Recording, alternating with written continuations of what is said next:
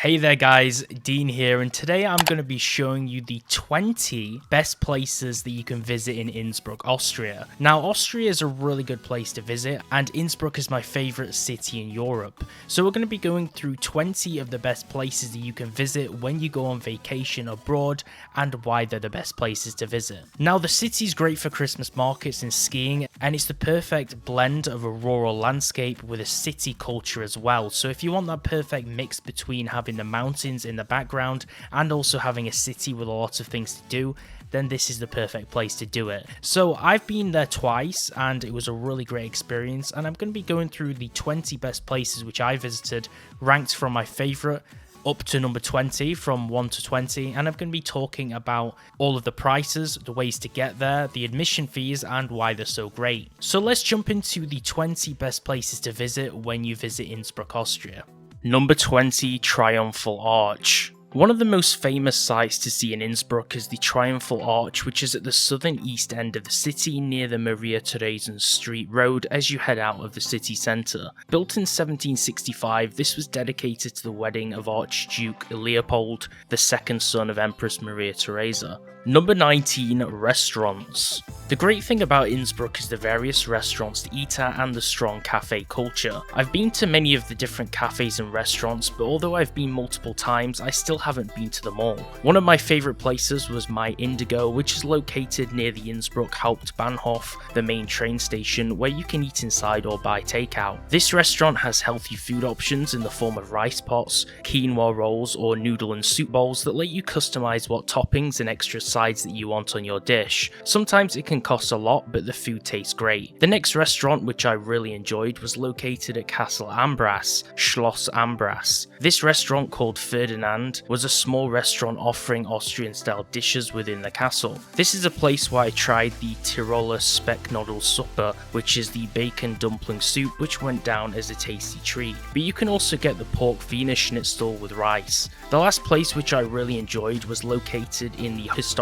Old Town, which was the Strudel Cafe Kroll. This is a small cafe that opens from 7 AM, offering a variety of different things. I sat in here on one occasion and it was friendly service, and I stopped by for takeout multiple times. Here you can try apple strudel with cream, or the delicious Austrian Sackertorte chocolate cake, which is great too. There's a lot of different desserts here because this is a cafe, but it's nice to go if you want something different to restaurants. Number 18, Sill Park. For anyone who likes to go shopping on holiday, especially if you bring some extra currency to splash out, then Sill Park is probably the main commercial mall that you should check out in Innsbruck. It's just a 10 to 15 minute walk away from the Old Town, and this shopping centre is pretty huge and has a large variety of different shops, from clothing stores like Primark to fast food like McDonald's, stores like DM and Interspar if you're shopping for food. It's a great place to go with friends and family, and my personal favourite part of the experience going there was the nearby area. Hence its name, it's closely situated to a large park called Rapaldi Park across the bridge beside it. This is a great place to sit down and relax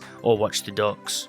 Number 17, walking by the River Inn. The River Inn is the main river spanning through the city of Innsbruck and the Innsbruck land region, and spans across Austria, Switzerland and Bavaria. This river crawls through the middle of Innsbruck, separating the historic Old Town from the other side of the city that has colourful houses, hotels and old-style churches and apartment blocks. Innsbruck for me was a great city because of its scale and sense of freedom. It has the ability to take yourself on some really great long walks, especially by the River Inn. Around this area is the university campus and district a little further up by the river, which is a great spot for young people, and there's so much to discover and find for newcomers that I was discovering new areas and places to sit down and read a book or eat at almost daily. For anyone taking public transport, you'll be surprised with just how much of the city that you're truly missing out on if you don't decide to walk by foot. Number 16, Tyrolean Folk Art Museum. This heritage site is situated next to the Hofkirche in the Hofburg district of the historic Old Town of Innsbruck, and it's emplaced in four wings of a former monastery building, which is emplaced by a nearby Renaissance courtyard below the building. Within this exhibition, you can discover traditional Austrian costumes, old craft pieces, glass and pottery ornaments, old furniture pieces, tools and textiles, metalwork and various folk art and religious pieces belonging to the different regions of Tyrol. Within this museum, you can explore some restored and maintained wooden panelled rooms from the Gothic, Renaissance and Baroque period in history that actually were taken from real life farms and nobleman houses. Stepping inside these rooms was super interesting, especially for me since I'm tall and the ceiling height is slightly lower, especially on these door frames. I seem to remember hitting my head, although I can't remember. I guess that's just kind of the thing which will do that to you. As for pricing, you'll hear me repeating myself a little during this video, as I'd recommend paying the €12 for the combined ticket to see all of the 5 major museums in the city, which saves a lot of money in the long run. Number 15, Innsbruck Armoury. Located on the edge of town, the Innsbruck Armoury, called the Zeughaus Museum in German, is a former military arsenal converted into a museum. This is a nice little quiet museum. When I visited, there were very few people there and it was a good long walk to reach it.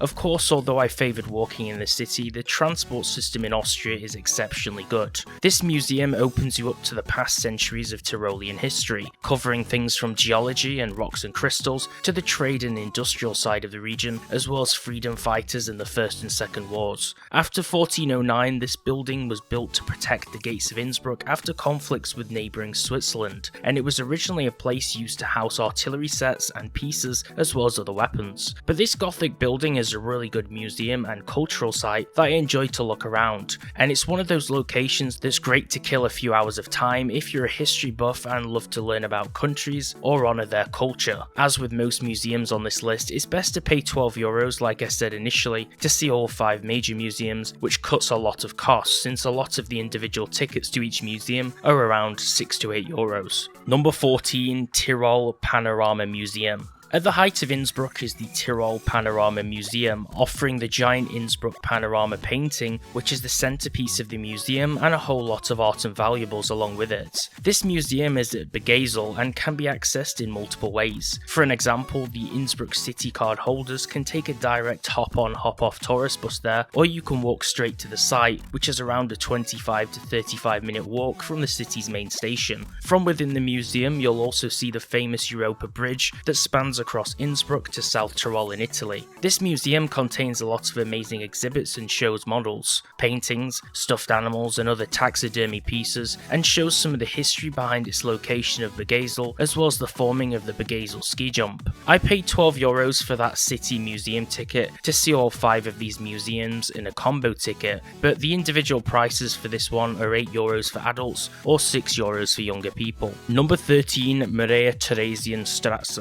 Maria-Theresien Street is the main shopping street in Innsbruck and has a large array of different shops and stores. This is the best spot to do some quick shopping at the various shops outside or within the indoor Kaufhaus Tirol Centre, meet friends or sit outside and take in the outdoors or people watch at the outdoor cafes and indoor restaurants, including the famous Hard Rock Cafe. The reason why this street is so incredible is that the long stretch heading down to the old town is the perfect pathway to view the Nordkette Mountains directly behind. It's the place for a perfect photo and an otherworldly view for tourists. The main attraction on this street for anyone who loves classical architecture is St. Anne's Column, which is the Anna Zola in German, which is a statue dedicated to the rich history of the Tyrol during the Spanish succession. Number 12, Old Town. The Innsbruck Altstadt is the historic old town of the city, which has a lot of things to do. In fact, this is mainly just a mention of the district, as many of the other sites I featured on my list are actually in this area of the city. The Old Town is a classic side of the city that has all of the historic and architectural gems the Tyrolean placed in a very close proximity for the best walking distance.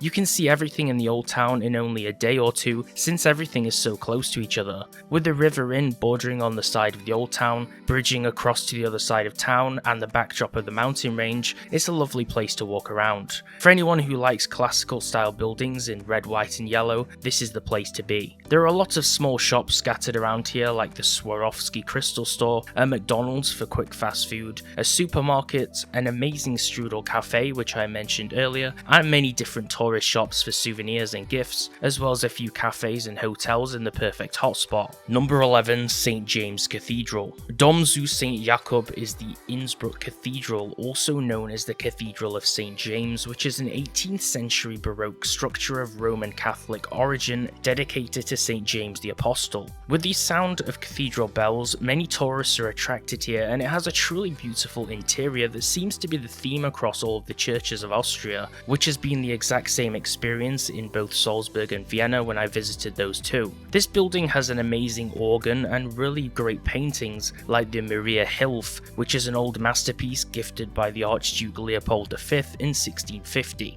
The inside of this building is a really good looking place to take in, and if you visit at the appropriate times you can book a tour of the catacombs below the church, which unfortunately I didn't have the chance to do. Number 10. Hofkirche. The Innsbruck Court Church is a Gothic church which is a segment of the Hofburg district in the Altstadt section of Innsbruck, aka the Old Town. Built in 1553 by Emperor Ferdinand I as a memorial to the great Emperor Maximilian I, his grandfather, this church houses a great collection of German Renaissance art and sculptures. This giant church houses a lot of things inside it, including a spectacular museum with various art pieces and sectioned areas to learn about history and experience old pieces of time. The most memorable area of this place for me was the Emperor's tomb site, which sits in the middle of the church's hall. It's said that Emperor Maximilian I, on his deathbed, exclaimed his wish to be entombed in Castle Wiener Neustadt in Lower Austria. Due to restrictions of space, his tomb and the various other 40 planned statues constructed for it were commissioned to be moved to a new gravesite within this new church. Although the collection was not completed and only 28 of the statues came to life, this is a really great and interesting location. I really enjoyed looking around the churches of Innsbruck because their architecture and art style are really beautiful, and they result in some amazing photographs.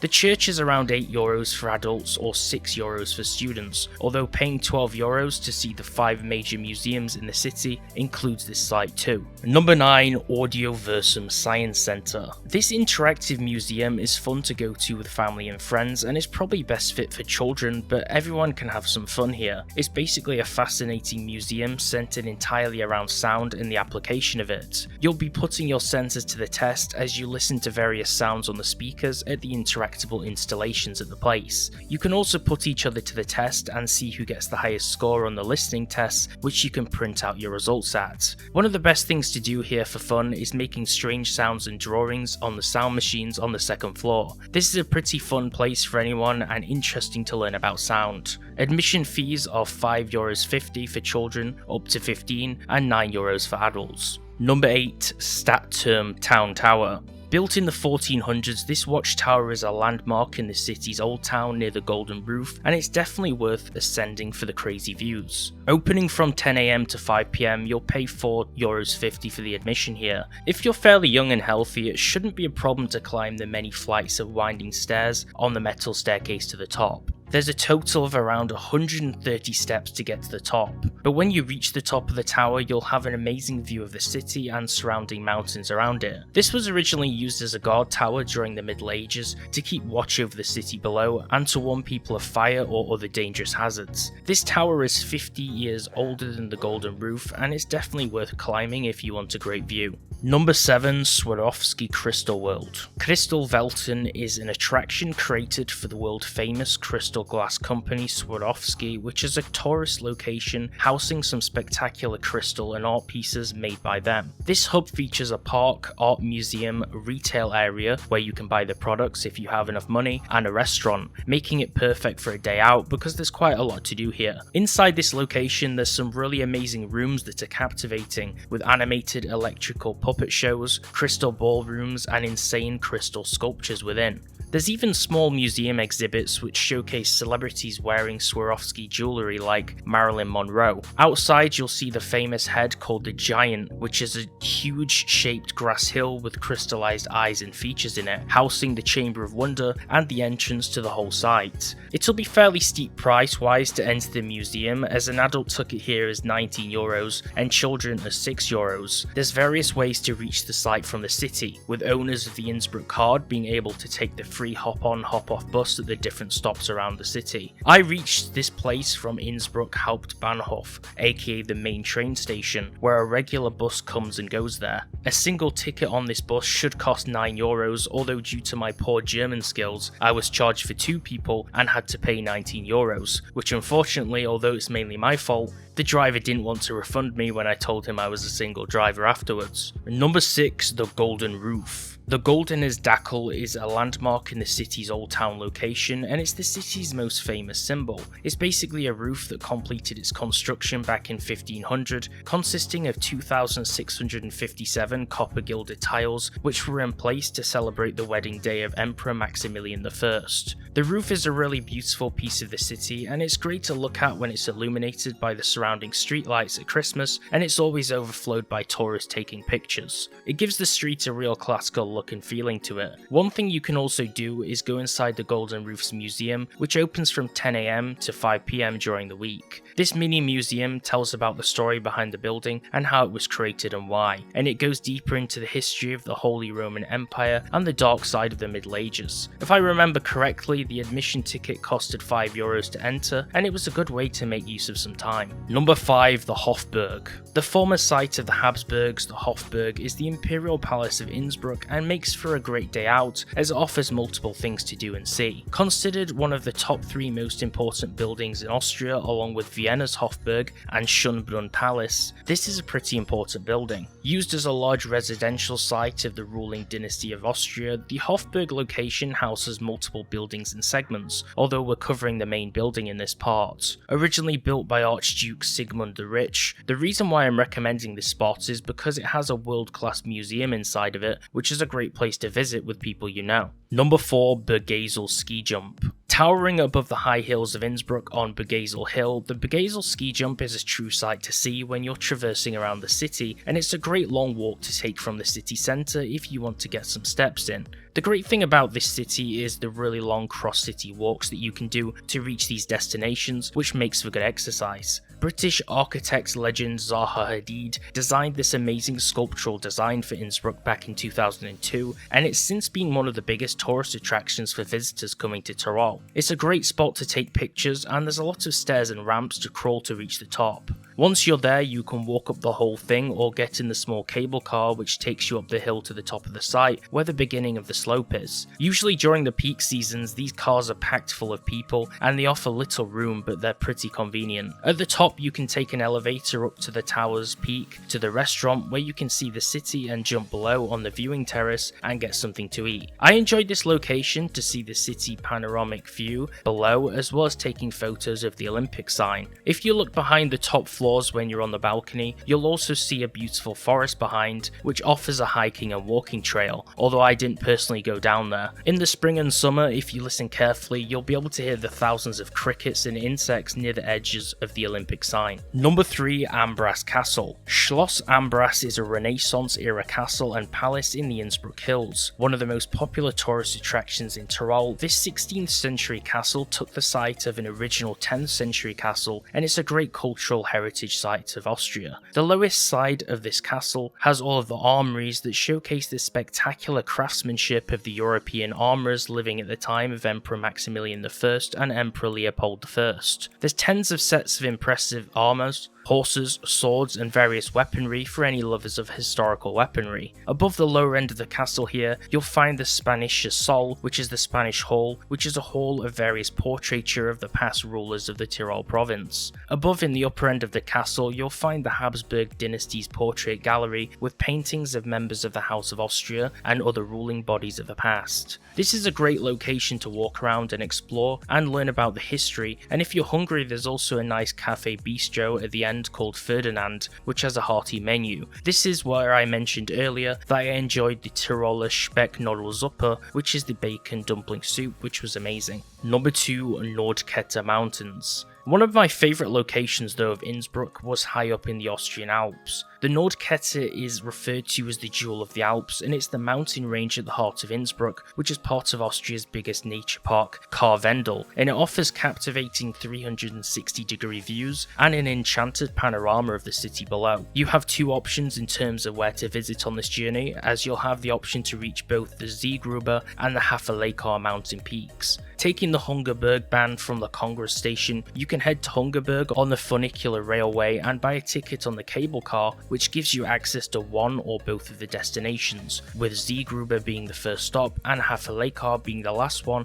at a much higher altitude. Hungerburg to Seegrube costs around €18 for adults, 16 for students and 11 for a child, with the Hafelekar journey costing €20 for adults, 18 for students and 12 for children. In the winter months when the landscape is capped in snow, the Seegrube stop is more of a rocky and green stop, which is good to walk around up the hill, with the Hafelekar peak being completely covered in inches of snow. But it's great hiking for anyone looking for a challenge to hike and reach the peak. The location is also great for foreign and local skiers who want to ski or snowboard down the terrain. Number 1. Alpenzoo. At one of the highest elevations for a zoo in Europe, Tyrol's Alpenzoo in Innsbruck is a zoo opened back in 1962 with a number of some 2,000 animals inhabiting it. The zoo became famous due to the reintroduction of certain endangered species like the bearded vulture, alpine ibex and northern bald ibis. The zoo is run as a non-profit with funding generated primarily by entrance fees, making it a great cause to support, although additional funds do come from both the city and government. With around 150 species, with 20 mammals, 60 birds, 11 reptiles and 6 amphibians, along with a bunch of fish species, Alpine Zoo is the only global zoo housing the wall creeper bird.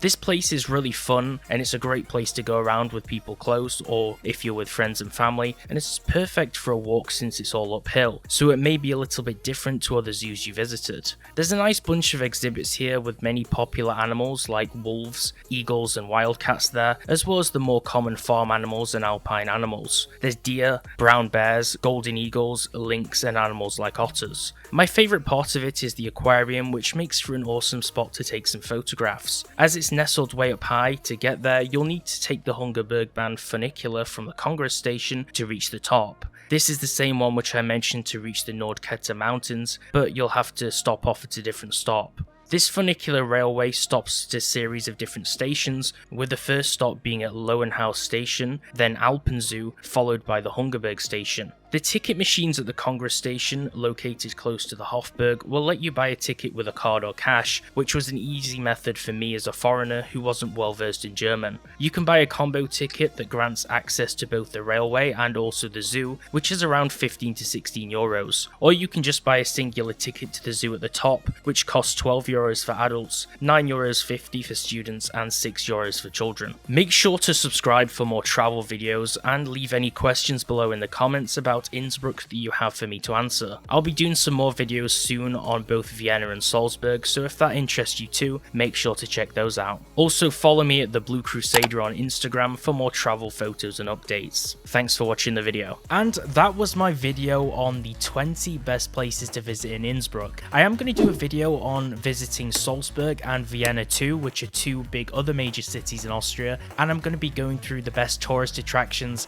and places to experience in those towns and cities too. So if you enjoyed this video, make sure to give it a like, subscribe to the channel, and you can also leave any comments in the comment section down below and ask me any questions about any of the places which I featured or any of the other experiences, and I can give you my account of what I did and answer your questions below. So for more travel videos and general vlogs and helpful videos, make sure to subscribe to the channel. Thanks for watching, and I'll see you next time.